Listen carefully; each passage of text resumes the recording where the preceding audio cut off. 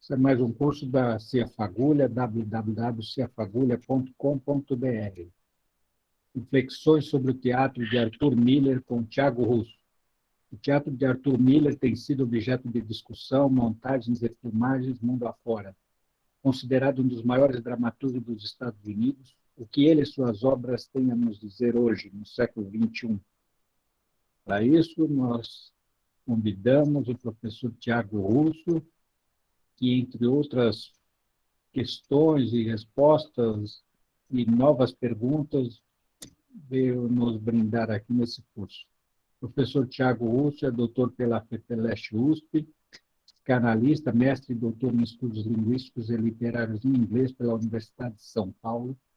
É também membro titular da The Arthur Miller Society, em Nova York, um dos autores de Arthur Miller for the 21st Century, 2019, Estados Unidos, autor e editor de The Write Down, Mount Morgan, coletânea de peças de Arthur Miller, a sair em 2022 na Inglaterra. Sua tese de doutorado, realizada parcialmente na University of Louisville, Kentucky, foi escolhida como a melhor tese do programa. Está indicada ao Prêmio CAPES, que acontecerá no segundo semestre de 2021. A aula 3 de hoje aborda a morte de um caixeiro viajante e o sonho trágico de um homem comum. Esse é o site e alguns livros da editora Cia Fagulha. WhatsApp 951198357, prefixo 11, e o e-mail editora@ciafagulha.com.br. E aqueles que puderem apoiar a editora Cia Fagulha em novos cursos, vídeos e artigos, podem tanto visitar o blog da ciafagulha.blogspot.com, ou apoiar pela chave Pix, editora@ciafagulha.com.br. E agora nós passaremos a palavra, então, ao professor Tiago Russo para desenvolver a análise da peça. Tiago. Boa noite a todos e todas. É um prazer estar aqui hoje novamente com essa peça, que é uma grandiosa peça. Talvez seja a mais conhecida. Ela é a segunda peça mais montada do Miller. A primeira é o The Crucible, As Bruxas de Salem. E é uma peça que ela mexe bastante com o público e com leitores e com espectadores a nível internacional, né? E eu acho que a gente costuma se perguntar sempre o seguinte, né? É uma peça que lida com questões do capital ou dos efeitos do capitalismo na vida privada de uma família, e essa família, na verdade, ela está imbuída ali dos valores daquela sociedade, mas o que acontece com quem não está diretamente envolvido nos efeitos, digamos, do capitalismo. Então, é uma peça que ela vai para muitos, ela se estende ela tem uma extensão muito grande, e ela sempre tem uma relevância do ponto de vista filosófico, do ponto de vista social, do ponto de vista especialmente político-econômico, quando a gente pensa nos Estados Unidos e quando a gente também traz isso para nós aqui no Brasil. É uma peça que marcou também a nossa história aqui no Brasil, a gente vai falar isso um pouquinho mais para frente, né? E o que eu quero fazer hoje com vocês, eu propus que a gente modificasse um pouco o estilo da aula. Eu vou fazer uma exposiçãozinha de alguns aspectos que eu considero que são praticamente invisíveis por conta dos críticos de teatro, por conta dos acadêmicos nos Estados Unidos e aqui no Brasil. Então, um pouquinho antes da aula, no outro link, a gente estava conversando com a Suri, né, sobre esse enfoque um pouquinho. Eu espero trazer algumas novidades para vocês em relação a essa peça, que é muito conhecida, é uma peça, entre aspas, batida, muita gente já ouviu falar. Vocês jogam no Google, jogam em qualquer site no YouTube, vocês vão ver milhões de aulas, guias de literatura, guias de teatro, análise, reportagens, críticas, e eu espero que eu traga uma perspectiva de alguma maneira interessante para vocês hoje. Então, eu vou compartilhar aqui com vocês. Vamos lá, deixa eu ver aqui. Só alguém me avisa se tá carregando, né? Sim, Tiago. Tá, deixa eu só fechar aqui. Sim, carregou. Carregou, né? Tá bom, deixa eu só fechar. Eu fechei a câmera só para a conexão ficar um pouquinho melhor, mas aí lá pelo slide 6 ou 7 eu vou abrir, tá? Só um minuto. Morte. Foi, né? Foi sim. Ok, vamos lá. Então, pessoal, a gente vai falar hoje, né, sobre A Morte de um Caixeiro Viajante, a peça talvez mais esperada aí por vocês, para a gente discutir, acho que junto com Bruxas de Salem, ela tem aspectos muito legais para a gente conversar, né? E, bom, A Morte de um Caixeiro Viajante, acho que a primeira coisa que a gente tem que olhar é para essa tradução, né? No inglês, o título é Death of a Salesman, seria Morte de um Caixeiro Viajante, não A Morte. Então, acho que uma primeira questão que se coloca em relação à tradução é esse artigo definido ali no começo, esse A, né? Como se fosse um evento muito importante. Então, é a morte de um caixeiro viajante. Então, isso é algo que já nos faz pensar sobre a importância dessa morte, né? A maioria das traduções vai seguir essa linha do a morte. Em alguns casos, como a gente tem aí do Teatro Vivo, que eu coloquei a capa para vocês olharem do lado direito, a gente tem morte do caixeiro viajante, né? Então é o caixeiro viajante, como alguns críticos costumam falar que muito por conta de que o Lowman, ele é um caso muito icônico de um caixeiro viajante que sofre a tragédia que sofre. Então, isso é bastante interessante. Um outro ponto, a palavra salesman, no inglês, ela é um vendedor, né? E aí, quando a gente olha para as traduções, eu coloquei aí para vocês do francês, né? Mort d'un commis voyageur, Death of a Salesman, Muerte de un viajante, no espanhol, Morte de un commesso viaggiatore, no italiano. Então, em todos eles, essa ideia do caixeiro viajante, ela é mantida. E isso é interessante porque aponta para uma situação do vendedor, porque salesman é vendedor no inglês, de um sucateamento, né? Então, o caixeiro viajante, ele é aquele vendedor que já não é mais autônomo, né? Ele depende de viagens que muitas vezes as viagens eram pagas pela própria empresa, às vezes pelo próprio bolso do vendedor, mas já sinaliza aí uma situação de sucateamento da profissão, em que a gente vai ver um processo já de industrialização mais acelerado e tudo mais. Já existe uma mudança, né? Esse título, A Morte de um Caixeiro Viajante, se vocês leram a peça, ou para quem não leu ainda, né, ela vem de um vendedor, de um caixeiro viajante, que Willy Loman menciona na peça, que o teria inspirado a ser um caixeiro viajante, a ser um vendedor. Então, ele fala de um vendedor muito famoso, né, mitológico quase, chamado Dave Singleman, né? E esse vendedor, ele ficou muito conhecido por vender em 31 estados, ele era um vendedor muito querido, né? No funeral dele compareceram milhões, várias centenas de pessoas, né? E é interessante a gente pensar na questão do nome, né? Dave Singleman. A gente pensa, primeiro, na palavra Dave. Dave seria um apelido para David, né? No sentido bíblico, por exemplo, David foi aquele que derrotou o gigante Golias, né? Então, ele é uma pessoa, David é um nome bastante importante. Nós temos um David aqui na nossa turma, né? E o Singleman, né? A gente pensa nesse homem único, né? Então, Dave Singleman é a própria vitória, né? Ele é o campeão, ele é o vencedor. E é isso que Willy Loman quer se tornar na vida.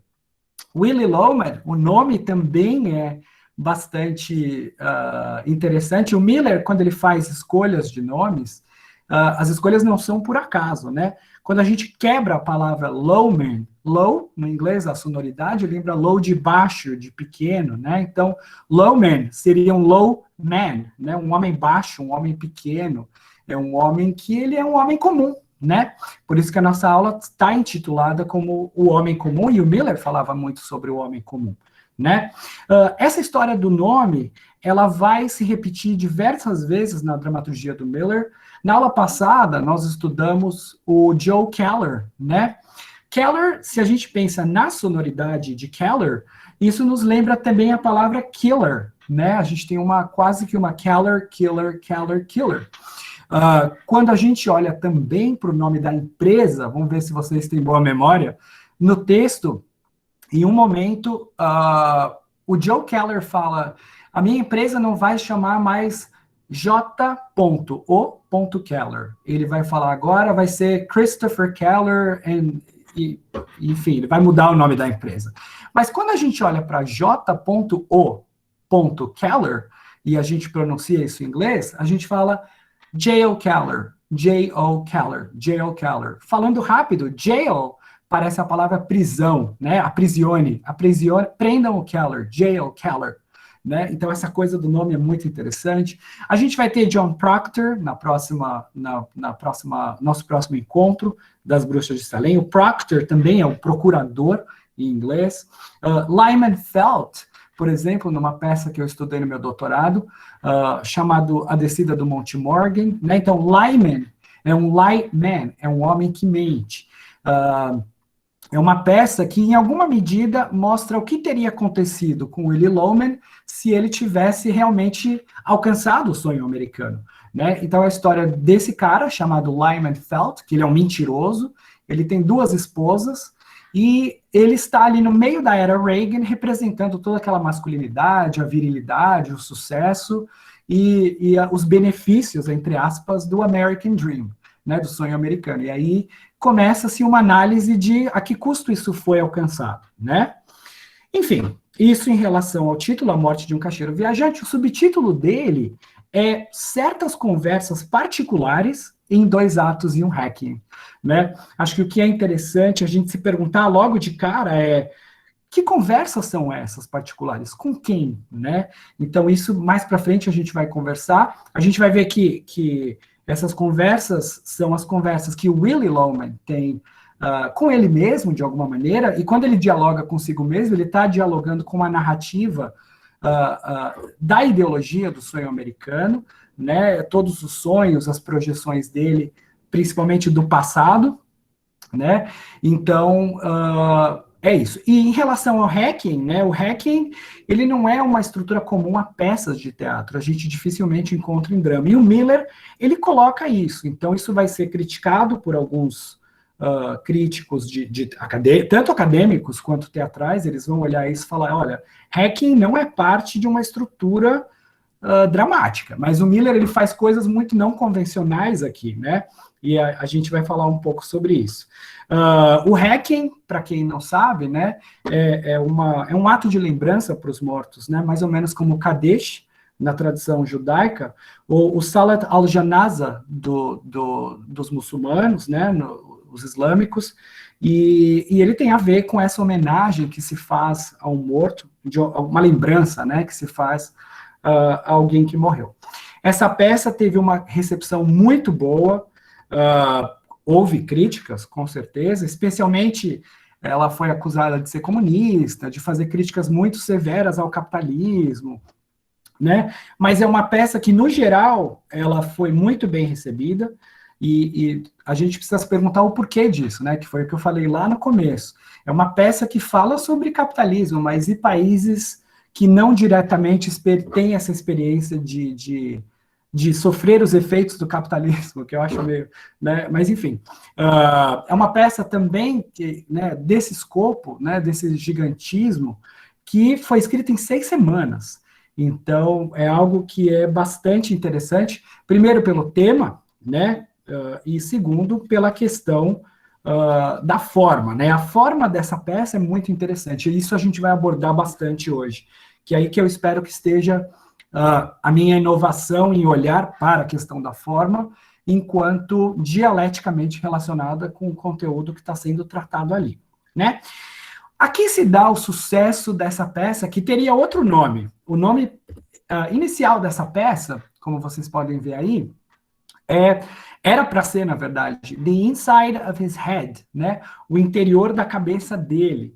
Então, com relação a formas, eu vou pincelar algumas coisas só para a gente ter uma ideia e depois a gente vai conversar, ver exemplos. E aí eu quero saber a opinião de vocês, né? Quem leu pode falar, ou quem assistiu alguma vez a peça também pode falar. A gente vai trocar uma ideia sobre isso. Mas com relação à forma, é uma forma não linear, né? Muito diferente da peça que a gente leu e discutiu na semana passada, que foi Todos Eram Meus Filhos, All My Sons, né? Então, lá você tinha assim, um fato levava o outro, e o outro levava o outro, aquela coisa, assim, você não tinha um fiozinho fora do lugar, estava tudo muito bem encadeado e tal. Isso não acontece no Cacheiro, né? Essa estrutura dramática do presente que caminha para o futuro, ela não acontece dessa forma no Salesman, né? O que acontece aqui é que o passado e o presente, eles se intercalam o tempo todo, né? E isso é, por definição, por natureza, um traço épico. Então, é uma tragédia com traços épicos e também traços expressionistas, como a gente vai ver um pouquinho mais para frente, né? Então, ali, eu coloquei para vocês uma certa justificativa do Miller ter feito a peça dessa forma, em que o passado está misturado com o presente e tudo mais. Então, a gente tem lá Miller falando, né? Eu não coloquei as referências completas, né? Como eu já falei na aula passada, eu posso passar isso por PDF depois bonitinho para vocês, tá bom? Mais academicamente falando, tá bom? Bom, Miller fala, né? Eu entendi que nada na vida vem em sequência, mas tudo existe junto e ao mesmo tempo em nós. Que não há passado para ser adiantado no ser humano, mas que o homem é o seu passado a todo momento e que o presente nada mais é do que o seu passado é capaz de perceber e farejar, e ao que é capaz de reagir. Então, essa ideia de que as coisas vão acontecer na sequência, como a gente tinha lá no All My Sons, Todos Eram Meus Filhos, isso aqui ele já tem uma outra percepção. Ele fala, olha, não necessariamente uma coisinha leva a outra, o mundo não é tão organizado como a gente acha, como eu achava que era, né? Então ele vai dar um passo, formalmente falando, em termos de forma, um passo muito grande, né, nessa peça. E aí ele vai dar um exemplo disso, que é bem legal, e lembra um pouco também a questão da teoria psicanalítica, inclusive, né, de associação livre, para quem conhece esses termos, né? Ele diz o seguinte, nesse texto, que se chama Salesman faz 50 anos, né? Quando a peça fez 50 anos, ele escreve esse ensaio, e ele vai dizer o seguinte, não havia nenhum modelo o qual eu poderia adaptar para essa peça, nenhum precedente histórico para o tipo de trabalho que eu senti que poderia nascer. O que eu tinha diante de mim era o modo como a mente, ou pelo menos a minha mente, trabalhava de fato. Alguém pede para um policial informações. Enquanto essa pessoa ouve, o nariz do policial, com pelos que são visíveis, se torna importante, trazendo a memória de um pai, um irmão, um filho que tem um nariz com as mesmas características, que traz à memória discussões ou a amizade com essa pessoa. Isso tudo num espaço de segundos, enquanto objetivamente esse alguém toma nota das informações do policial. Então, é interessante porque o que ele está falando aqui é que as coisas acontecem numa simultaneidade, elas não estão separadas, né? Primeiro ali o passado, agora parou, vamos para o presente, né? É um fluxo que vai se misturando, né?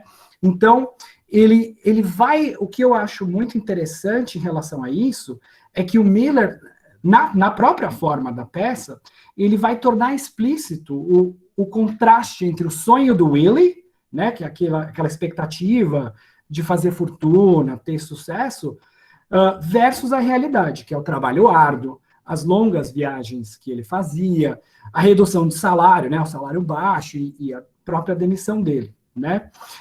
Com relação ao conteúdo, a gente tem diversos conteúdos na peça, né, mas eu peguei esses dois eixos que eu acho que são interessantes da gente explorar e que eles vão dialogar também centralmente com essa questão da forma, né? Então, no conteúdo a gente tem lá o homem comum e o self-made man, né? Então, o homem comum é o homem comum, é um homem da classe trabalhadora, é uma pessoa comum, né? Não precisa ser príncipe, rainha, como na tragédia grega, né?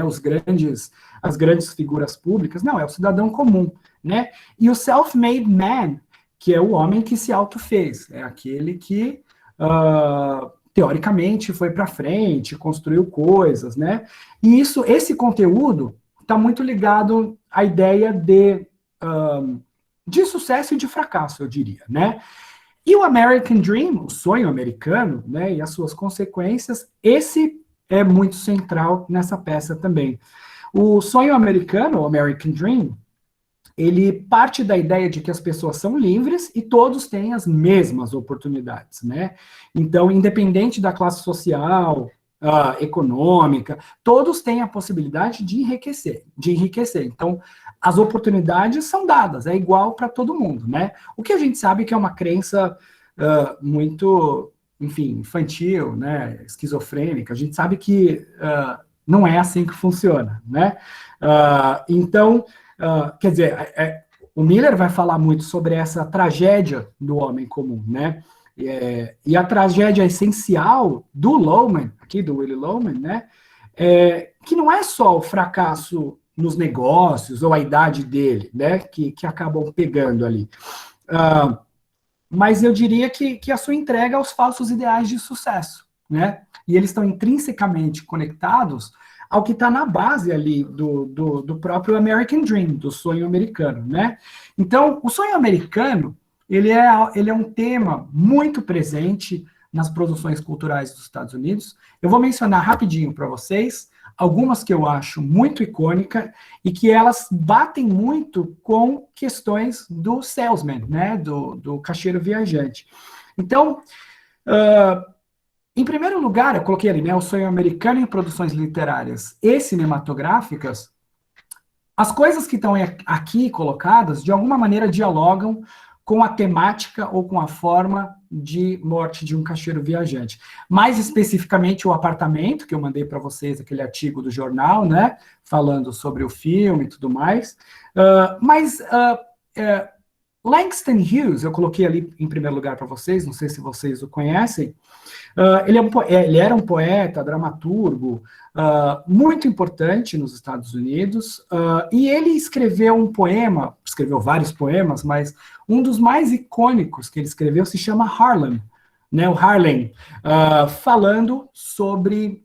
a pergunta inicial no poema dele é: What happens to a dream deferred? Né? O que acontece com um sonho adiado? Agora, esse sonho é o sonho americano, né? Então, eu vou mostrar para vocês rapidinho o poema. Ele é pequenininho assim, é um poema escrito em 1951. E enquanto eu leio o poema, eu queria muito que vocês pensassem no caixeiro, no que acontece ali, nessa ideia do sonho do Willy Loman, né? De ter sucesso, de querer que os filhos tenham sucesso, né? Então, vamos lá. Eu vou ler em inglês para quem quiser, né, sentir assim no original, mas aí eu vou ler em português também. What happens to a dream deferred? Does it dry up like a raisin in the sun, or faster like a soar and then run? Does it stink like rotten meat, or crust and sugar over, like a syrupy sweet? Maybe just sags like a heavy load, or does it explode?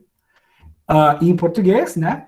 O que acontece com o sonho adiado? Ele seca como uma uva passa no sol?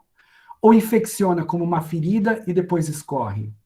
Ele fede como carne podre? Ou faz uma crosta e adoça como um doce melado? Talvez apenas ceda como uma carga pesada. Ou será que ele explode? Né? Então, é fantástico aqui, claro que ele está falando do sonho do American Dream, especialmente da comunidade negra, dentro do Harlem, né? É fantástico. James Baldwin, por exemplo, foi um grandíssimo escritor que também veio do Harlem. E é interessante essa pergunta inicial, né? O que acontece com o sonho adiado? Ele seca como uma uva passa no sol ou infecciona como uma ferida? Então, quando a gente pensa no Willy Loman, a gente também pode fazer essa pergunta, né?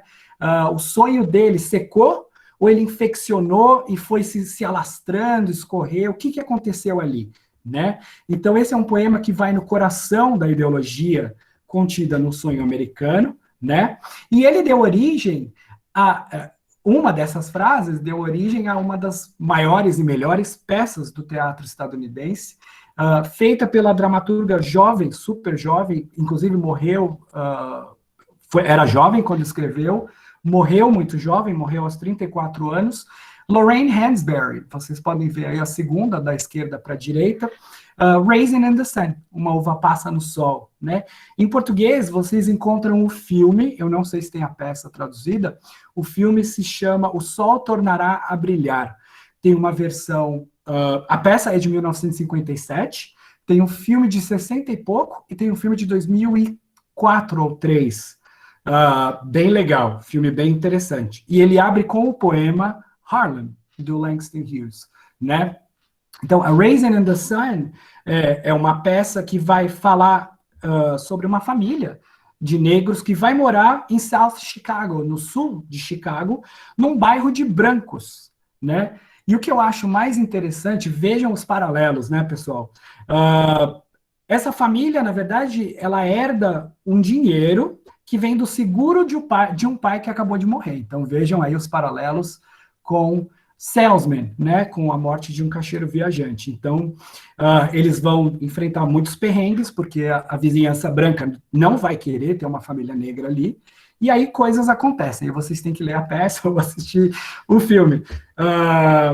E essa peça da Lorraine Hansberry deu origem a uma outra peça, de alguma forma inspirada na Lorraine Hansberry, do Bruce Norris, que eu coloquei o nome aí, mas eu esqueci de colocar a capa. É uma peça chamada Clybourne Park. Eu posso mandar nas referências depois. Foi a peça que ganhou o Pulitzer Prize, ganhou o Tony Award, ganhou muitos prêmios, né? Uma peça bastante interessante também, de 2010. Enfim, depois eu coloquei ali na lista o Saul Bellow. Vocês conseguem ver ali embaixo Seize the Day, essa é a capa do filme, não é a peça, né? Filme feito com Robbie Williams, e se vocês olharem para a caracterização do Robbie Williams, e olharem para a caracterização do Dustin Hoffman, ali do lado direito, né? Mesma coisa, né? O paletó, aquela roupa do caixeiro, com as malinhas, com chapéu, né? Então a gente tem ali a história do Tommy Wilhelm, se eu não me engano, é o sobrenome dele, né?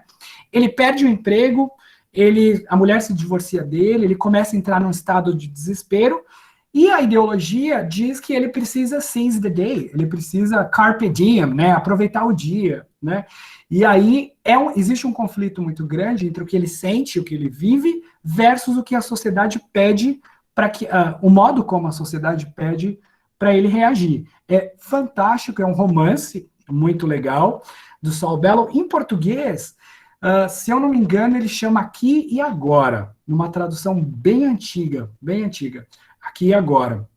Saul Bellow, assim como Arthur Miller, é um escritor judaico-americano, então tem temas muito próximos, muito interessantes também. Uma outra releitura, dizem que é uma releitura, eu acho que tem alguns pontos, mas não muitos, uma releitura do Caixeiro é o filme Peixe Grande, seria uma versão fantástica da morte de um caixeiro viajante. Quem aqui assistiu, tentar puxar aí na memória alguma coisa, né? O Peixe Grande, ele é tido como essa releitura fantástica do Salesman. É uma história de um filho que ele tenta distinguir o que realmente é fato e o que é uma certa fantasia na vida do pai. O pai, ele diz que ele conquistou muitas coisas. A narrativa é bem próxima da do Will Loman, né? Quando ele fala, não, eu vendi para não sei o quê, o prefeito, eu chego na cidade, ele abre a porta para mim, as pessoas me adoram, me aplaudem, né? Aquela coisa, e aí ele tenta ver o que de fato aconteceu e o que de fato é a fantasia, né? Muito interessante. E por último, aí também, a gente tem, na verdade, seria uma metalinguagem, né? O filme O Apartamento, do Asghar Farhadi, o iraniano, né? Que também é uma releitura do Salesman, em alguma medida, né? Ela fala de um casal, esse casal que está aí na capa do filme, um casal de atores, e eles estão ensaiando para fazer o Caixeiro Viajante. Então, o prédio deles tem um problema, eles precisam sair do apartamento, por isso que se chama apartamento, e quando eles ficam temporariamente num outro lugar, a moça, acho que ela chama Rama, alguma coisa assim, ela tá tomando banho, ela deixa a porta aberta e alguém entra e acontece alguma coisa. A gente não sabe o que aconteceu, não sabe quem fez. E aí o filme, na verdade, ele faz uma analogia entre a situação de desintegração da vida ao redor com esse filme, né? O Salesman e esse filme, eles têm mais ou menos essa mesma ideia. Algo muito importante sobre esse filme é, o filme ganhou o Oscar em 2017, Asghar Farhadi se recusou a ir para os Estados Unidos e ele fez uma carta de repúdio que foi lida ao vivo na cerimônia do Oscar, né? Então ali a gente tem no Correio do Povo, que saiu ali, né? Iraniano, o apartamento ganha o Oscar e diretor envia carta criticando Trump. Eu coloquei aqui trechos, né, da carta. A carta na íntegra vocês podem encontrar em vários sites da internet. Eu explico um pouco mais sobre ela na minha tese de doutorado, né? Eu falo um pouco sobre esse evento. O que acontece, esse boicote que o Asghar Farhadi fez, foi por conta de que o Trump havia levantado um travel ban, né? Ele tinha proibido as pessoas de entrarem nos Estados Unidos, pessoas vindas de 6 países, do Irã, do Iraque, da Líbia, da Somália, do Sudão e da Síria. E aí, o Asghar Farhadi, ele sente, né, o famoso contrato social, ele enxerga a conexão dele com outras pessoas, e ele fala, não, eu não vou receber esse prêmio, especialmente nesse momento. Então, 2 trechinhos da carta que a gente tem ali são os seguintes. Sinto muito não estar com vocês esta noite, dizia o manifesto. Minha ausência é por respeito àqueles do meu país e aos das 6 nações que foram desrespeitados pela lei desumana que proíbe a entrada de imigrantes nos Estados Unidos. Dividir o mundo nas categorias nós e o inimigo cria medo. É uma justificativa enganosa para a regressão e a guerra. Essas guerras impedem a democracia e os direitos humanos nos países em que eles próprios foram vítimas de agressões. Aí depois, né, os cineastas podem usar suas câmeras para captar qualidades humanas compartilhadas e romper estereótipos de várias nacionalidades e religiões. Eles criam empatia entre nós e os outros. Uma empatia que precisamos hoje mais do que nunca, né?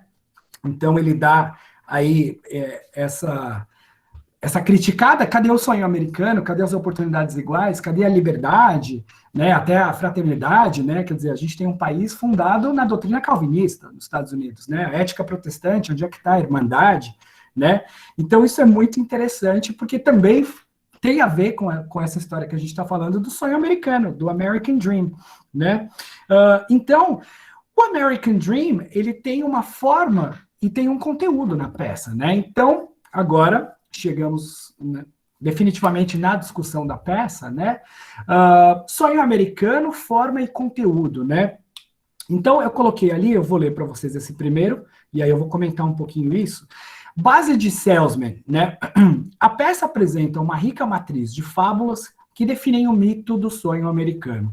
De fato, a maioria dos espectadores assume inicialmente que os princípios que Willy Loman valoriza, iniciativa, trabalho árduo, família, liberdade, consumismo, salvação econômica, competição, a fronteira, autossuficiência, reconhecimento público, realização pessoal, entre outros, impulsionam a poética cultural americana. Os fundadores da pátria, além disso, prestem atenção agora, ratificaram a Constituição dos Estados Unidos na crença de que todo cidadão possui o direito inalienável de perseguir, sem restrições, o sonho americano. Não espanta que o ensaio pragmático de Benjamin Franklin, em 1757, sobre como conseguir a salvação, o caminho para a riqueza, esse é o nome do texto, The Way to Wealth, tenha atraído pessoas comuns, trabalhadores. Então, vejam vocês que isso está na Constituição dos Estados Unidos, né? Então, quer dizer, a salvação, o caminho para a riqueza, né? Quer dizer, é um direito inalienável, você pode perseguir, e a oportunidade está aí, né? A gente tem um perigo, existe uma implicação disso muito perigosa, porque ela coloca a responsabilidade única e exclusivamente no indivíduo, né? isolando as forças sociais, as forças externas, né? Isso é muito complicado. E aí um spoiler, né? Benjamin Franklin, né, um dos pais fundadores da nação, um dos que escreveu sobre qual é o caminho da riqueza, quase que como um manual, né? A gente tem uma personagem chamada Ben na peça, né? O tio Ben. Ben, ele funciona mais ou menos como um Benjamin Franklin, né? Como se fosse um pai para o Loman. Ele vem, o Loman, o tempo todo, né?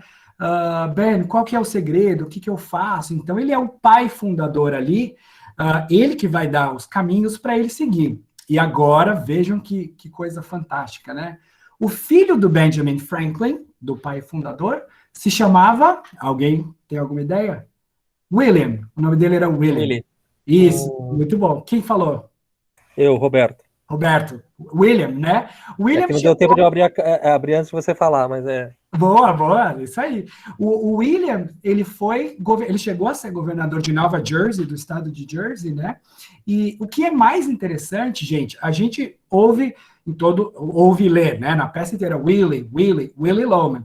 A única pessoa a chamar o Willie de William é o Ben, né? Então, tem essa coisa meio paternal. Então, a gente pode traçar um paralelo com esse Benjamin Franklin, né, que é o cara que vai dar esse caminho para a riqueza, né? Então, claro que ele vai atrair todo mundo, né? É muito tentador. Você quer ter uma vida boa, confortável, mas aí a que preço, né? E isso realmente é palpável? Não é palpável, né?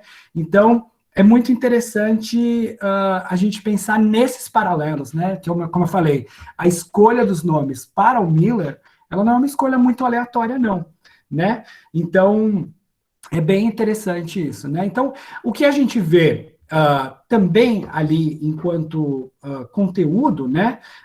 Nessa peça, a base do conflito do Loman é justamente essa. A gente tem um choque entre o mundo objetivo, né? A gente tem o Willie. Então, vamos pensar, Willie no presente, lá com seus conflitos com o Biff e com as suas constantes tentativas de suicídio, a gente não pode esquecer disso, isso é muito objetivo na peça, e, ao mesmo tempo, a gente tem a memória subjetiva. A memória subjetiva, ela traz no palco o passado do Loman, né? Que se interpõe e, às vezes, até se sobrepõe ao presente, né? E tem tudo a ver com aquela coisa que o Miller falou, de fluxo, né? Quer dizer, não é primeiro uma coisa e depois outra. Não, uma coisa vai indo em cima da outra. Uma hora ele está falando da meia com a Linda, de repente ele se vê, ele está falando, está dando uma meia para a mulher, para a amante que ele está, depois vem a risada da mulher, mas aí a risada da Linda vem no presente, ela vem para o passado ao mesmo tempo. Então, é tudo muito intercalado e misturado, né? A memória subjetiva e o mundo objetivo.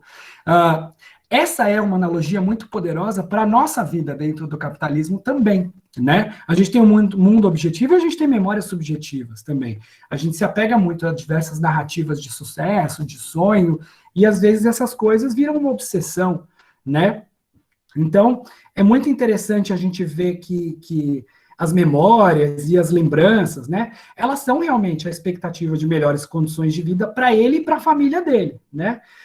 O problema é, o sonho do Willie, né, do Willie Loman, ele é muito drenado de qualquer possibilidade de transcendência, digamos que é uma fé suprema no material. É só isso, né? Quer dizer, eu preciso do sucesso, meu filho precisa do negócio, vai lá conversar com o Bill Oliver, ele vai te dar uma grana, não se venda por pouco, 15 mil no mínimo, né? Então a gente tem esses conflitos ali o tempo todo.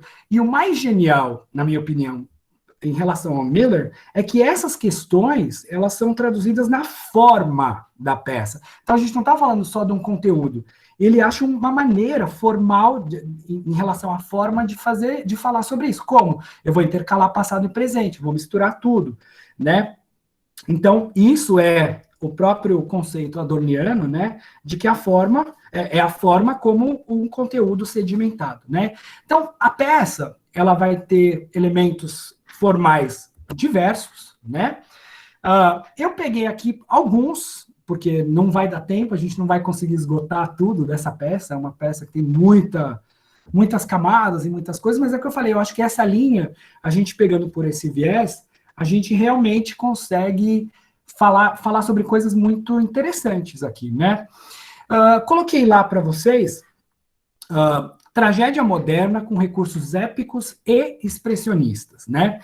Então, primeira coisa, a tragédia moderna, como a gente viu na aula passada, a tragédia moderna, o sofrimento, a catarse, essas coisas, eles são importantes em alguma maneira, mas elas não são o objetivo da tragédia moderna, né? A gente está muito mais preocupado em analisar as causas e, mais importantemente, né, como certas coisas poderiam ser evitadas. A tragédia moderna ela vai focar bastante nisso, especialmente a tragédia liberal, que é aquela a qual o Miller está afiliado, a qual o Ibsen está afiliado, que consiste no quê? Quando o protagonista, quanto mais ele luta pelo seu desejo, mais ele é destruído por esse mesmo desejo. Então, isso é muito interessante, esse conceito. Então ele fala, eu vou escrever uma tragédia moderna. O que ele faz? Ele pega recursos épicos e recursos expressionistas. Que recursos épicos são esses? Para citar alguns, né, a gente tem, por exemplo, a flauta, né, a música abre com o som, a peça abre com a flauta, com o som de flauta, né?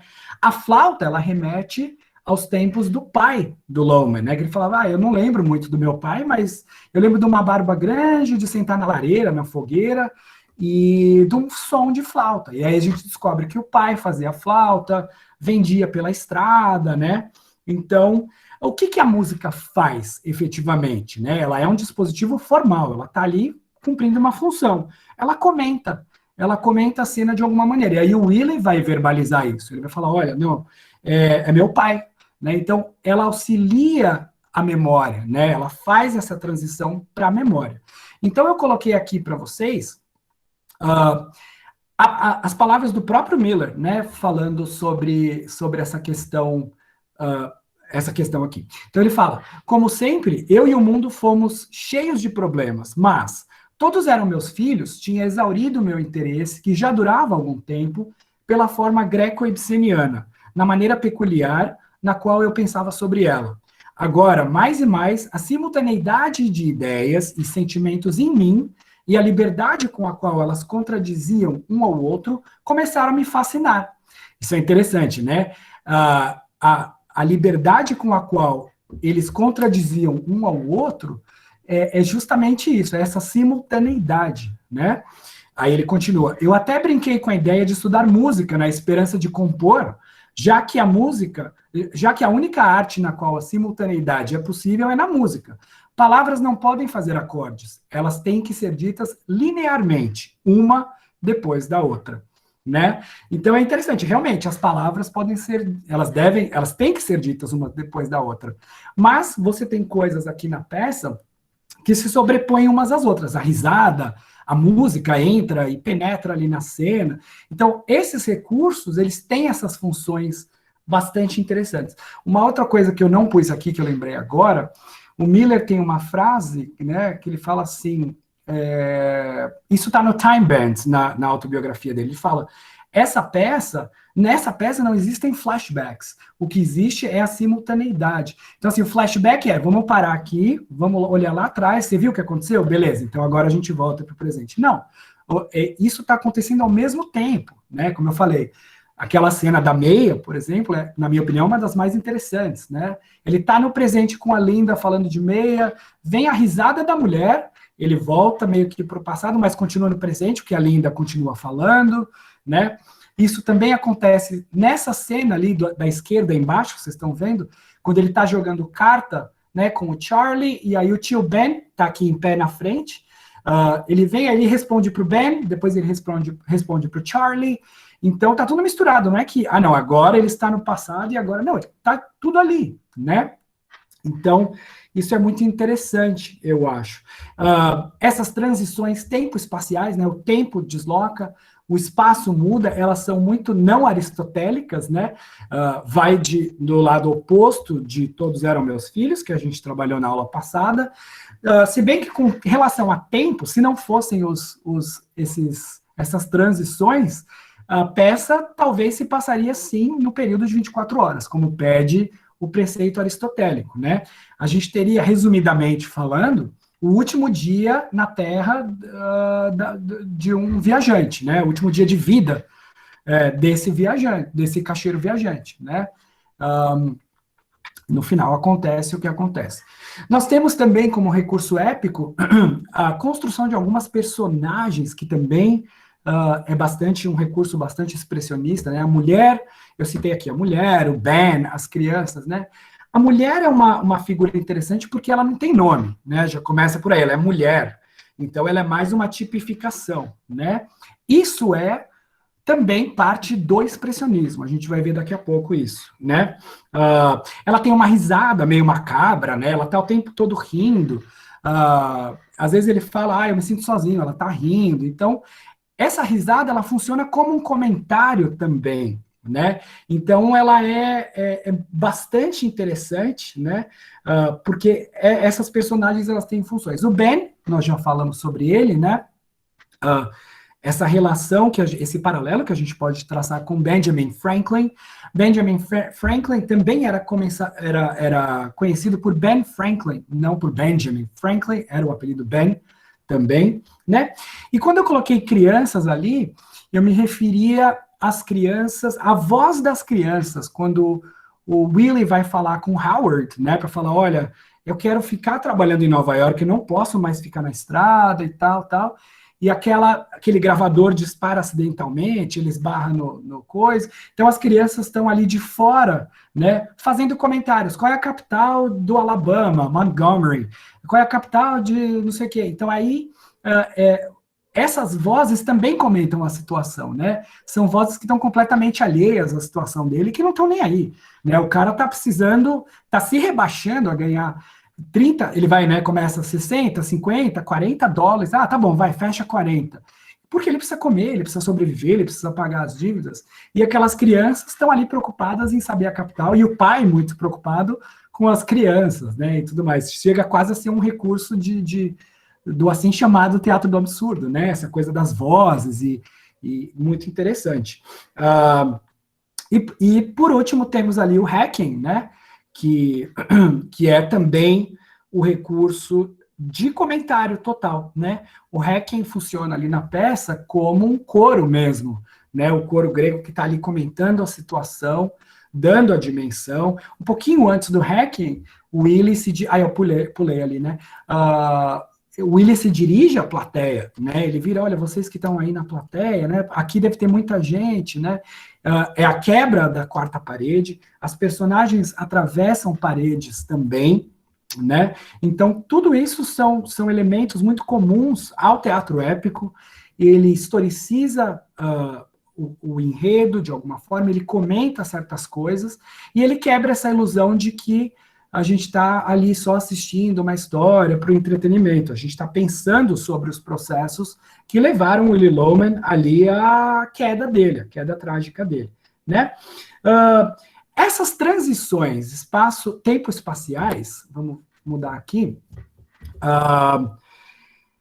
elas mostram bastante a discrepância entre o que é, né, o fato, versus o desejo, essa projeção e esses sonhos. E essa questão formal, ela dialoga centralmente com, novamente, né, estou voltando um pouquinho, com essa história do American Dream, né? Quando a gente fala, eu vou falar muito rápido, porque isso é muito teórico, mas eu acho que pode ser interessante para vocês olharem para isso com outros olhos, né? Pensando um pouco no American Dream, a gente pensa, né, o sonho americano sempre foi o que foi, ele passou por mudanças, não passou, como é que é essa história, né? Então, Christopher Lasch, que é o autor desse livro, que, na minha opinião, é um dos mais interessantes da vida, assim, é fantástico, se chama The Culture of Narcissism, esse que está aí do lado direito.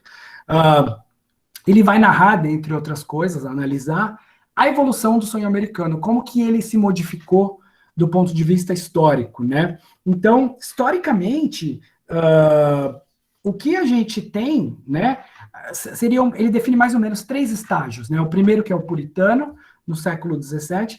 Essa fase do sonho americano, ela se caracteriza, assim, com um trabalho com uma certa orientação social, A gente pensa nos puritanos querendo converter os novos cristãos, né? Aquela coisa de manter a coesão da sociedade, né? Acumular uma certa riqueza para o bem-estar da sociedade, né? Em alguma maneira, vamos construir igreja, vamos fazer isso, vamos fazer aquilo. Isso a gente vai ver um pouco no The Crucible, né? As Bruxas de Salem. Então, a riqueza tem um pouco a ver, não necessariamente só isso, né? Com o bem-estar da comunidade, o trabalho árduo, né? E um certo respeito à comunidade, né? Então, isso no século XVII, no puritano. Entre os 18 e 19, eu marquei ali errado 17, mas é 18 no Yankee, também tem um pouco disso, né, o trabalho árduo, mas aqui a gente tem um shift, tem uma pequena mudança, né, voltado um pouco mais para prosperidade pessoal. Então aqui tem o respeito pela comunidade e tal, mas também tem uma certa necessidade de conforto material, sucesso, né, e respeito da comunidade. E aí a gente tem a outra mudança na segunda metade do século XX, né, que é o chamado Yuppie, né? Yuppie é uma sigla que muita gente conhece, né, que se refere a Young Urban Professionals, né? Na verdade, ela representa muito mais essa juventude, esses profissionais dos anos 80, né? Mas ele vai da segunda metade do século XX para frente.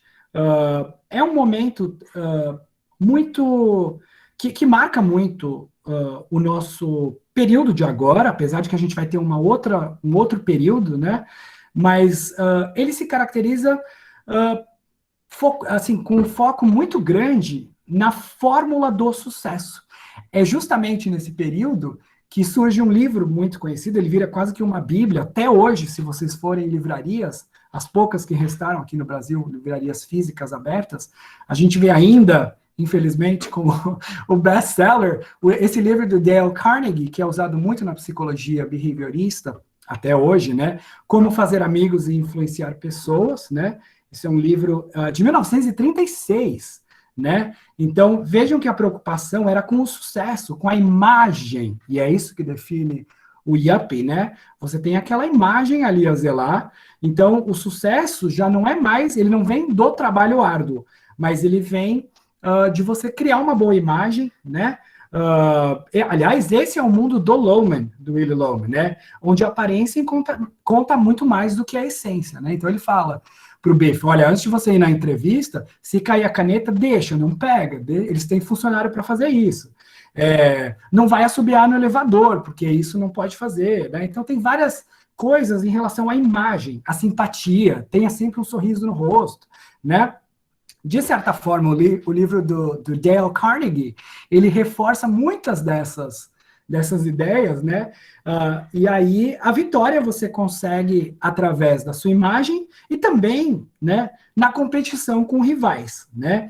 Então, acirra-se a competição também. Willy Loman relata isso, né? Ele fala o tempo todo, tem muita gente, tá muita competição, as pessoas riem de mim, né? Eu sou gordo, e por aí vai. Então, isso acaba também chegando chegando bastante até hoje, mas para o Christopher Lasch, parou ali no Yuppie, o Christopher Lasch morre em 1994, não deu tempo dele continuar, eu queria muito saber o que ele falaria, mas tem o Matthew Warshauer, ele tem um texto muito legal chamado Who Wants to be a Millionaire? E nesse texto, ele vai falar justamente sobre esse novo sonho americano que se baseia nessas ideias de pessoas que querem... Então ele fala, o novo sonho americano, você pode alcançar o sonho instantâneo. Você pode jogar na loteria, participar de game shows, esses jogos, eu coloquei a foto aí, né? Quem quer ser um milionário, que agora tem aqui no Brasil, com aquela figura ilustre, né? Quem quer ser um milionário, isso é um game show, tem as loterias, e tem também, isso eu falei no começo da aula, né? Eu estava comentando antes da gente começar a gravar, o você ganhar dinheiro instantaneamente processando as coisas, né?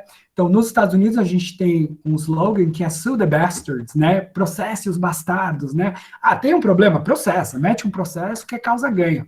Então, também é uma maneira boa de ganhar dinheiro rápido, né? Então, esse é o estágio do American Dream, como a gente consegue chegar lá de maneira mais fácil, né? Talvez Benjamin Franklin não tinha essa previsão antes, né? Bom, e aí temos a definição do Miller sobre American Dream, né? Ele vai. Uma pergunta que eu queria fazer para vocês é: o American Dream, ele é um sonho individualista ou ele pode ser um sonho coletivo em alguma maneira, né? O Miller coloca uma coisa que eu esqueci de falar, com relação a esse capitalismo, esse sonho americano instantâneo, tem um autor que eu gosto muito chamado Richard Opalski, e ele tem um livro chamado Spectacular Capitalism, o capitalismo espetacular, e ele vai dizer que os espetáculos dentro do capitalismo são a maneira mais rápida, realmente, de conseguir dinheiro. Então, em qualquer coisa que seja, você pode espetacularizar a morte de alguém e ganhar uma grana com isso. Você pode fazer um reality show, expor todo mundo, você vai ganhar. Então, é uma perspectiva bastante interessante. Ele é um grande estudioso do Guy Debord, né, da Sociedade do Espetáculo, é muito, muito interessante. Mas, infelizmente, só tem em inglês o livro, ele não foi traduzido. Mas, enfim, vamos lá. Miller sobre o American Dream. Eu argumentei que o sonho americano não é necessariamente individualista no sentido estrito da palavra, já que alguém pode, em nome dele, procurar o sucesso para uma família ou comunidade tanto quanto para ele mesmo. Mas é altamente individual no sentido que nos leva a focar nas atitudes do indivíduo, ao invés de pôr o foco nos processos econômicos, problemas ambientais ou estruturas políticas para explicar as causas dos processos sociais. Então, isso é muito interessante porque dialoga centralmente com o que a gente estava falando lá no começo, né, aquilo que está na Constituição, de que todo mundo tem o direito inalienável de alcançar o sonho, basta se esforçar. Ele bota só a responsabilidade no indivíduo e ele exclui as outras estruturas, né?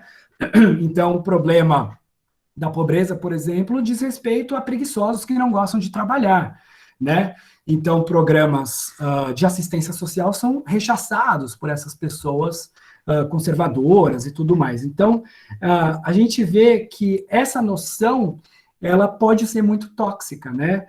Ela é muito tóxica, especialmente porque ela idealiza muita coisa. Isso, a propósito, vai ser radicalizado com a teoria do trickle-down, a teoria do gotejamento. Eu não sei se tem alguém aqui que estudou economia, né? A teoria do gotejamento é aquela teoria de que, olha, a gente não tem que fazer muita coisa pela sociedade, é por indivíduo.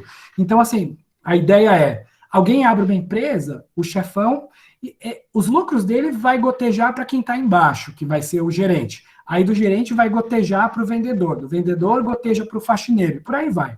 É uma teoria que a gente sabe que, né, é a base do neoliberalismo, a teoria do trickle-down, a teoria do gotejamento, a gente sabe que ela não funciona, né? E mais uma vez, ela reforça atitudes do indivíduo.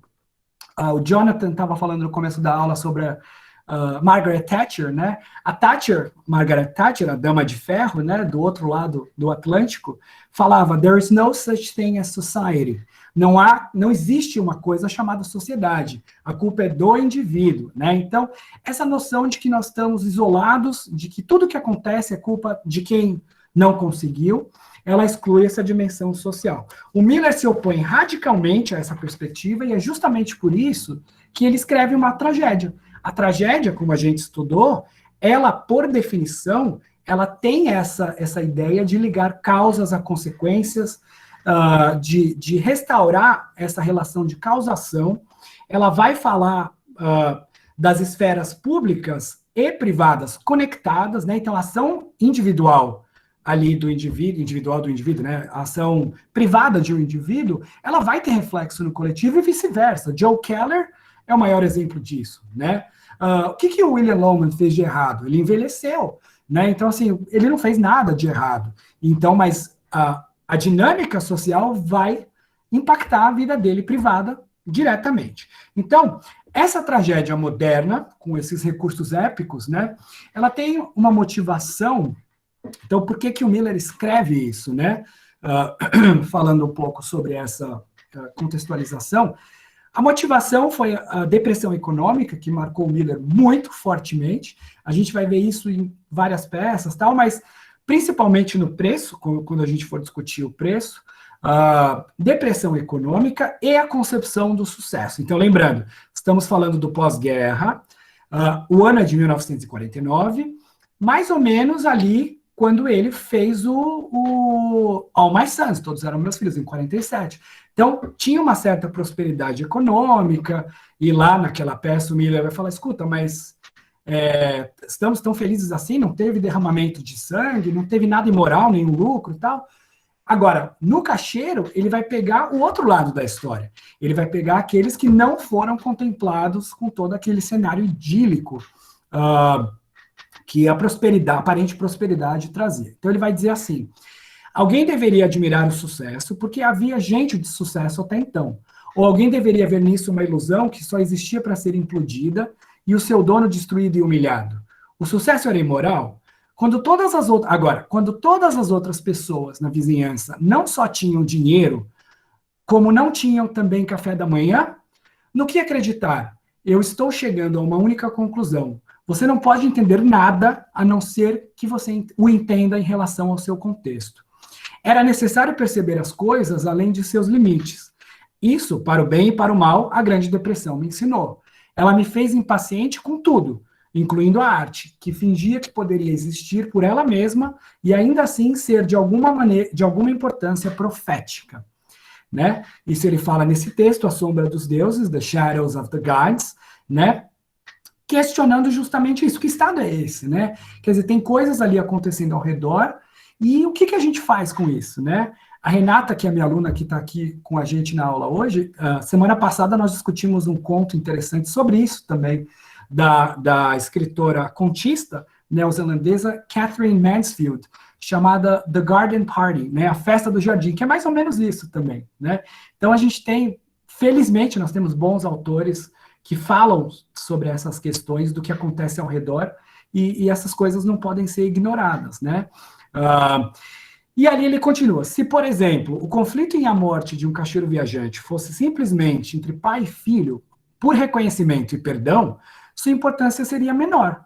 Mas, quando tal conflito ultrapassa os limites do círculo familiar e atinge o âmbito social, ele penetra em questões como status, honra e reconhecimento social, o que aumenta a visão do conflito, tirando-o do âmbito meramente particular, para contemplar o destino da maioria dos homens. Eu acho que isso aqui é uma das coisas mais fantásticas que ele falou na vida, e a Suri está aí, né? A gente estava conversando sobre isso, eu, a Genora e a Suri, antes de começar a aula, sobre essa coisa, né? Ele fala, se fosse simplesmente a briga, né, o conflito entre pai e filho, me perdoa, eu te amo, né? O Willy Loman fala no final, ele me ama, ele falou que me ama. Se fosse sobre isso, seria um melodrama, né? E, na verdade, isso é uma tragédia. Então, o Miller coloca ali coisas na forma dessa peça que vão dar essa dimensão de, meu Deus, isso é mais do que um conflito individual. Isso é sobre a sociedade na qual essas pessoas estão inseridas, né?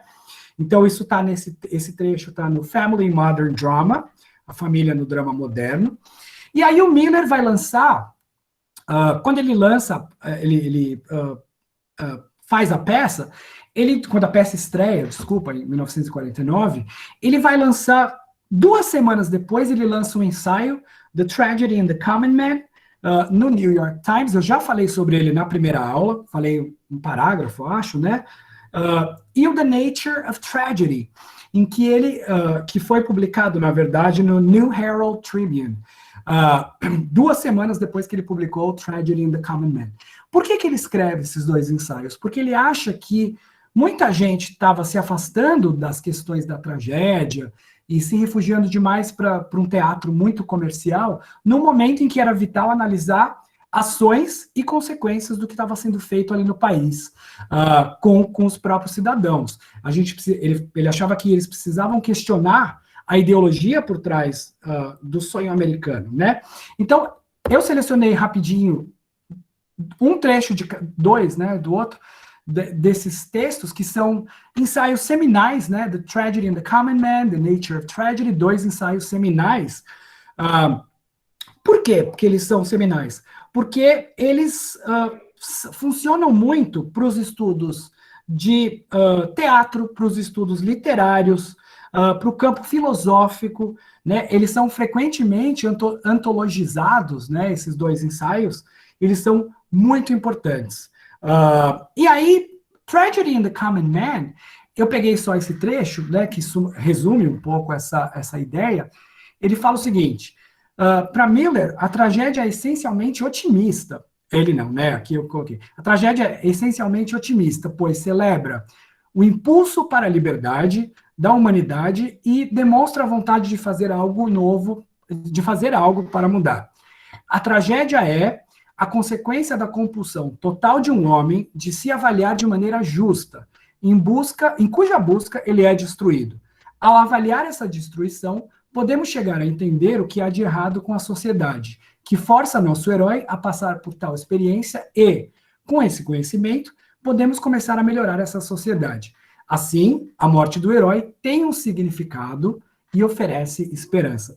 Então, eu acho que tem um ponto aqui de falar, né, que a tragédia, ela é essencialmente otimista, né, e isso vai de encontro com aquela filosofia dele, de que ele acredita muito nas pessoas, né, ele acredita que é possível mudar a sociedade. Então, a tragédia não é o pior, ela mostra que, olha, tem gente lutando pela sociedade, né, é um impulso para você se liberar daquela opressão, dos problemas, né, e então, isso é muito interessante, e isso também é uma confirmação daquela certa ressalva que ele tem com algumas peças do assim chamado teatro do absurdo, não do teatro do absurdo em si, mas do niilismo que muitas vezes o teatro do absurdo incorpora e, né, promove de alguma maneira. No The Nature of Tragedy, esse segundo ensaio dele, ele vai fazer uma distinção entre patos, né, e o trágico, ou o que é patético e trágico. Então, ele fala assim, eu gosto de escrever tragédia, né, eu não gosto só de escrever algo que seja patos, que fale só sobre emoções, sobre catarse, né, porque ele fala, isso acaba sendo patético, né. Então, ele dá um exemplo muito interessante, ele fala, vamos imaginar que você está andando na rua e um piano cai na cabeça de uma pessoa. Alguns vão olhar aquilo e vão dar risada, porque você só tem o que aconteceu ali num nível muito externo, muito... a gente não consegue penetrar naquela história para saber a história daquela vítima. Caiu, você fala, meu Deus, olha, que tragédia. Você dá uma risada, fala, nossa, né, meio cômico. Caiu um piano na cabeça da pessoa que estava descendo a rua. E aí... ele fala que a tragédia ela vai um pouquinho mais fundo, porque além do patos, claro que ela pode causar emoções e tudo mais, mas a tragédia, diferente de patos, ela ilumina, ela traz um conhecimento, e um conhecimento que não se restringe só à esfera individual.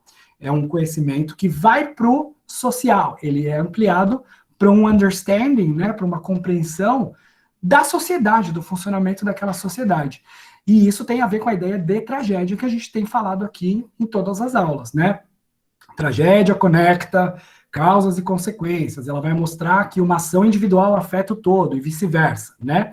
Então, olha só, como explica Miller, quando mostro por que um homem faz o que faz, posso fazê-lo melodramaticamente, mas quando mostro por que ele não o fez, estou fazendo drama.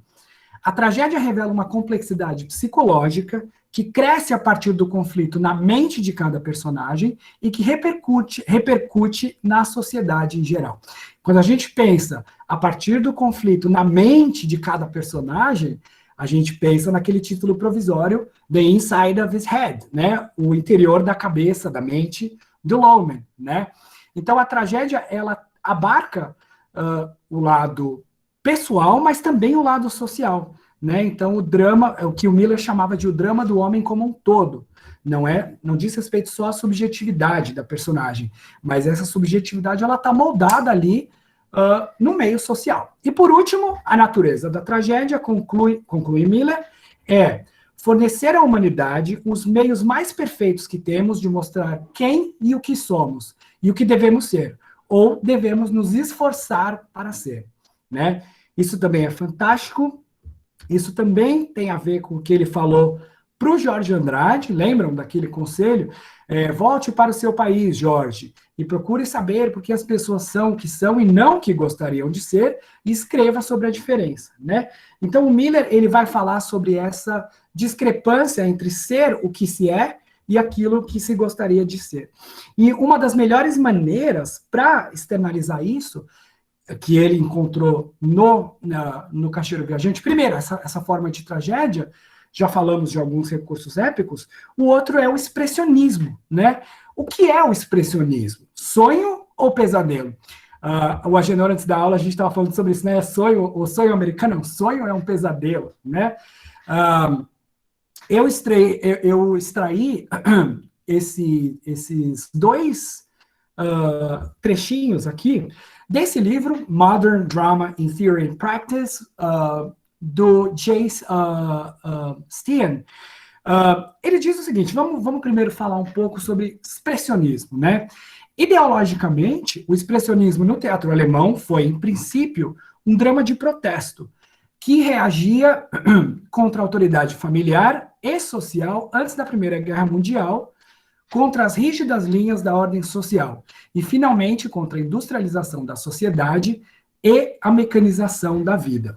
Então, pensem no Morte de um Caixeiro Viajante, enquanto eu estou falando isso, que vocês vão ver como que a dimensão trágica colocada ali no Salesman, ela é potencializada por esses recursos expressionistas que a gente vai olhar daqui a pouco, né? Deixa eu ver aqui. Mecanização da vida. Foi um teatro de violência, foi um teatro de violência de jovens contra o velho, da liberdade contra a autoridade.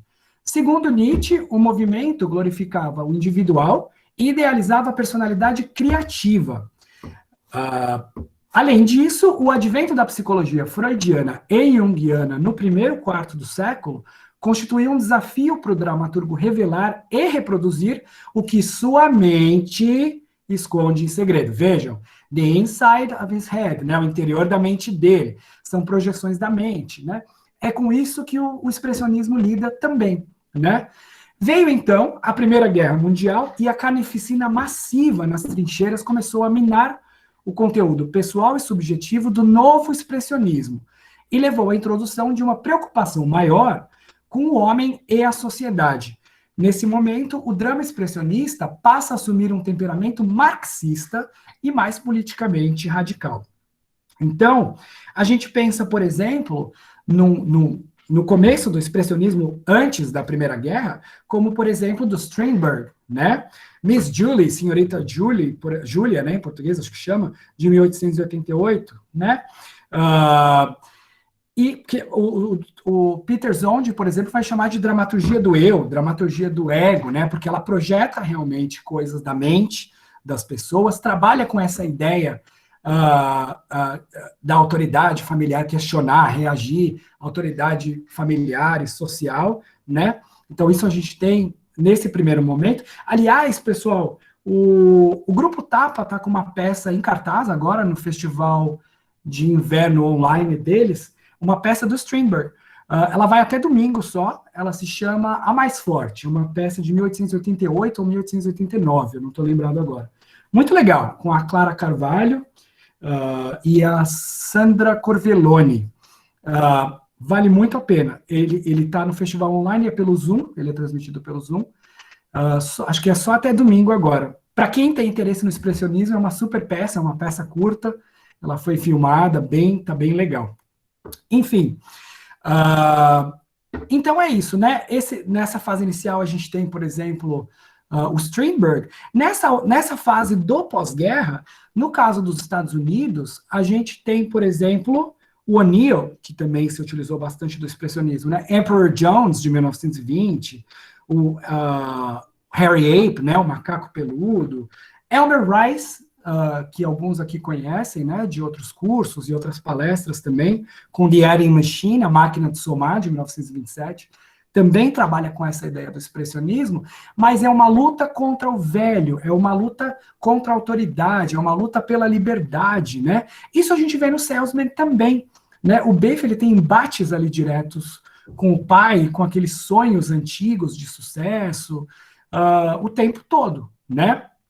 E ali, eu coloco no segundo ponto, o interesse estadunidense pelo expressionismo, né? Então, ali a gente tem a filosofia econômica convencional do laissez-faire nos Estados Unidos, com a sua confiança otimista no individualismo, pertenceu ao período anterior ao armistício de 1918. Os anos do pós-guerra foram marcados por uma desilusão intelectual e pela desintegração do chamado sonho americano. O palco sempre absorve o espírito de seu tempo e O'Neill se voltou ao novo expressionismo e particularmente a Strindberg, para uma forma que expressaria melhor seu próprio desencantamento. Então, acho que essa palavra desencantamento, ela é fundamental para que a gente pense nessa história do expressionismo, né? E, como eu já mencionei, o O'Neill, né? Nós temos grandes autores de uma segunda leva, né? Dessa leva mais jovem. Eu gosto muito do Sam Shepard também. Sam Shepard é um que utiliza muito as técnicas expressionistas nas suas peças. Eu citaria aqui The Buried Child, A Criança Enterrada, de 78. Ela foi encenada aqui em São Paulo, acho que em 2018, 17 ou 18. E uma outra que é mais famosa dele, chamada A Lie of the Mind, que em português virou Mente e Mentira. É uma peça de 1985. Mas o Sam Shepard tem um problema, que é o mesmo do Miller, é o mesmo do Tennessee, é o mesmo do Albee, né? Se vocês olharem para as críticas das peças, elas são sempre em relação à assim chamada família disfuncional, ou drama familiar, o conflito entre pai e filho, né? As pessoas ficam mais ali na superfície, né? Então, para a gente terminar, essa é o último slide que eu tenho aqui. O Miller falando mais diretamente sobre o expressionismo e o uso dele no cacheiro, né? Ele diz o seguinte: eu sei que eu fui muito movido de várias formas pelo expressionismo alemão quando eu estava na escola. Ainda assim, havia nele algo muito perverso para mim. Era o fim do homem. Não há mais pessoas nele. Isso era muito verdadeiro em relação a este movimento. Então, pensem de novo naquela história do niilismo que o Miller se coloca, contra a qual ele se coloca.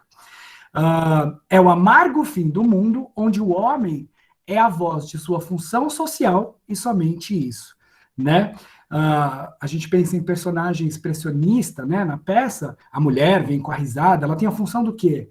De mostrar a quebra do contrato social do Willie. O tio Ben, ele vem como o grande vencedor ali. Então, é uma função social. A gente não consegue aprofundar muito em nada em relação a eles. Agora, né, vamos ver o que o Agenor e os especialistas do Brecht têm a dizer. Brecht tem muito disso em seu trabalho, mas ele é um grande poeta para ser escravo desta concepção. E ainda assim, ao mesmo tempo, eu aprendi muito com ela. Eu usei elementos expressionistas em A Morte de um Caixeiro Viajante. Por exemplo, eu propositalmente não daria a Ben nenhum caráter psicológico, porque para Willie ele não possui esse caráter, o que é psicologicamente expressionista, porque muitas memórias retornam embaladas num simples rótulo. Alguém representa para você uma ameaça ou uma promessa. Então, chega Ben, ele representa uma promessa. Olha, eu entrei na selva com 17, eu saí com 21. Rico, né? Então isso é uma promessa, ameaça, vem aquela risada, lembrando coisas, né? Então, elas não têm uma construção mais complexa e isso se liga diretamente ao expressionismo como um rótulo, né? É algo que vem e, né, tá ali fincado no palco como uma tipificação, né? E por fim, sua atmosfera é, com frequência, onírica, lembrando um pesadelo. Tal ambiente é auxiliado por uma iluminação sombria, irrealista e por distorções visuais. Um uso característico de pausa e do silêncio cuidadosamente posto em contraposição com as falas e mantido por um tempo mais longo do que o normal também contribui para o efeito onírico. essa ideia do pesadelo, de sonho, né? Isso está descrito na rubrica da peça, né? Ela abre com essa colocação, né? O som da flauta, ele dá esse tom de sonho, as folhas caindo, tem uma fumaça, uma luz, né? Tem gente aqui que trabalha com iluminação, a questão da luz é muito interessante, porque ela dá um tom para a cena, né? Tem muita coisa escura, se vocês olharem essa foto aí, né?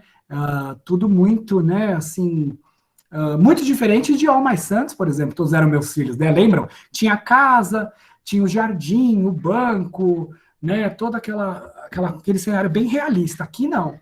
Aqui a gente já tem uma concepção mais próxima, inclusive, do épico, né? A cozinha é descrita como tendo 2 cadeiras e uma geladeira e uma mesa ali. Então, aquilo é a cozinha, né? Então, essas são algumas das considerações. E agora, para finalizar, eu coloquei aqui, né, análise e destaque do que chamou a atenção dos leitores e espectadores, né? Eu queria saber um pouco de vocês, né? O que vocês, enquanto leram a peça, ou viram a peça, né? Não sei. Saber um pouco, né? O que vocês... Enfim, o que chamou a atenção, o que pode ser interessante falar, alguma fala, algum fato da peça que vocês tenham dúvida. Eu optei por fazer isso, ao invés de ficar fazendo como eu fiz na última aula, né, de pegar os trechos e tal, porque eu acho que tem muito trecho, eu passaria, né, assim, horas e horas falando sobre isso, então eu queria ouvir de vocês o que chamou a atenção.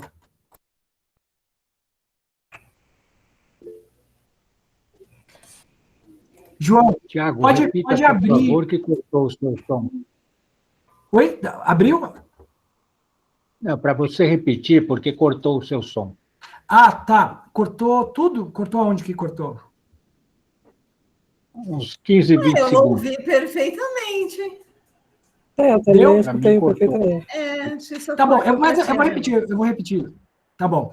Eu pedi para vocês falarem, de repente a gente, ou comentar alguma coisa, eu fiquei com essa impressão da peça, ou a gente olha um trecho, ou vocês falarem de quem assistiu a peça, enfim, fazer uma coisa mais livre, de repente pincelar coisas que vocês tenham dúvida, curiosidade, ou algo que chamou a atenção.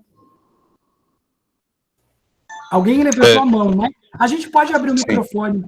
O João, né, João vai dar, nós vamos apresentar um trabalho junto, né, na Abrali, que eu vi essa semana, né? É verdade. Eu tô tremendo nas bases, porque só tem gente boa e eu sou a formiguinha desse formigueirão. Mas manda aí, João. Bem, é o seguinte, na peça, eu tenho uma memória de que é um dos filhos de Willie, que ele há a ideia de um busto, de que se tem um busto, de que esse busto é representado um dos filhos de Willie. Assim, há alguma mensagem subliminar, sei lá, algo especial, específico que Miller colocou essa questão do busto, o que representa tanto isso na peça? Pode representar. Você diz no texto isso? Isso. Há uma menção de que eles... Eu não consigo me lembrar agora exatamente, mas há uma menção de que há um busto de um atleta. Eu não sei, eu acho que é nessa peça mesmo. Existem algumas referências a atleta, porque os atletas, eles eram símbolo... Aliás, tem uma referência direta ao Red Granger, né, que foi um grande jogador da época, e o sonho do Willie é que o Biff virasse o novo Red Granger, né? Ele era...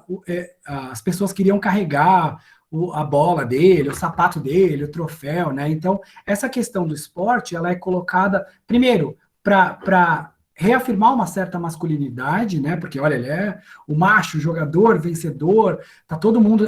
O Willie fala, né? Tem 3 universidades querendo ele, né? Para estudar e tudo mais. Então, essa sinalização dessa esportividade é justamente para tentar falar desse sucesso, né? Aí a Adriana colocou, né? Essa nova forma de sucesso, exatamente, né? Virar uma estrela, né? Quer dizer, lembrando que estamos falando desse estágio do American Dream, em que a aparência conta muito mais do que isso. Então, assim, meu, o cara é jogador, né? As pessoas adoram ele, que era o que o Willy falava dele mesmo, né? As pessoas me adoram. O prefeito abre a porta para eu entrar, eu sou cumprimentado em todos os lugares. Ele acha que, inclusive quando ele vai se matar, ele acha que, nossa, vai lotar de gente, vocês vão ver, vai vir gente do Nebraska, de não sei o quê, e não vai ninguém no enterro dele, né? Fica só a família ali, meia dúzia de gato pingados, os vizinhos, com os quais ele mantinha uma relação de rivalidade forte, né? Então, mas é ele que está ali o tempo todo também, né? Aliás, o Charlie, que é o vizinho, ele é o outro lado do American Dream. Ele é o American Dream que, em alguma medida, deu certo. Ele tenta resgatar o Willy de alguma forma e o Willy fala, não, ele está muito apegado à ideia do sucesso raiz, digamos, né? Então, ele não pode, pela honra dele, ele tem que fazer outra coisa, né? Acho que eu respondi. Sim, bom, sim, com certeza. Muito obrigado. Imagina. Quem mais? Adriana, por favor. Acho que pode, se quiser abrir o microfone. Oi, pessoal. Vou abrir sim, porque, bom, eu sou uma pessoa que não tem muitas restrições pessoais para falar das coisas. Assim. Uhum.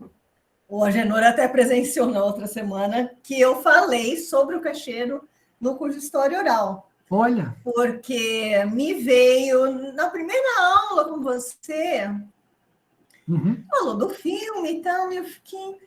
Não, mas o Willy Loman que eu tenho na minha cabeça não é o Dustin Hoffman. E eu tinha simplesmente apagado que eu tinha visto a peça em Dublin em 2010. E lá no curso de História Oral voltou, mas com uma contundência. Mas eu lembrava a peça inteira na minha cabeça, como se fosse filme que eu tivesse assistido. E quando eu cheguei no Gate Theatre, eu fui comprar ingresso para uma peça do Frio, que era no outro dia, no outro horário. E quando eu cheguei lá, tinha acabado de chegar lá em Dublin, eu fui a pé, né? Tudo a gente fez a pé ali. Fui comprar um ingresso e eu vi que estava em cartaz e falei, mas vai começar daqui 20 minutos, não vai ter ingresso, né? Eu comprei o último ingresso que tinha.